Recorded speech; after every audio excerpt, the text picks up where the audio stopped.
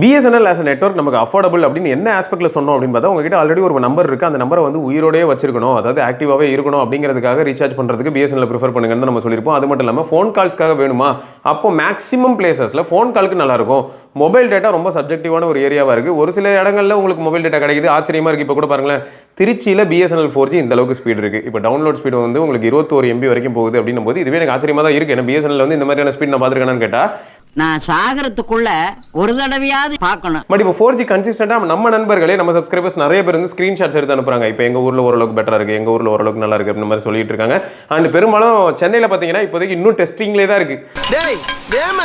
So அப்போ BSNL யார் use பண்ணலாம் அப்படின்னு பார்க்கும்போது, வீட்டில் லேண்ட்லைனுக்கு பதில் ஒரு மொபைல் ஃபோன் ஒன்று வச்சுக்க போறேன், அதுவும் வந்து ஒரு பட்டன் ஃபோன் வாங்கி போட போறேன் அப்படின்னும் போது இயர்லி ரீசார்ஜ் பண்ணி வெறும் ஃபோன் கால்ஸ்க்காக யூஸ் பண்றீங்களா, தாராளமாக incoming as well as out கோயிங்க்கு இதை யூஸ் பண்ணிக்கலாம். பிஎஸ்என்எல் ஆஸ் நெட்வொர்க் நமக்கு அஃபோர்டபுள் அப்படின்னு என்ன ஆஸ்பெக்ட்ல சொன்னோம் அப்படின்னு பார்த்தா உங்ககிட்ட ஆல்ரெடி ஒரு நம்பர் இருக்கு, அந்த நம்பரை வந்து உயிரோடயே வச்சிருக்கணும், அதாவது ஆக்டிவாவே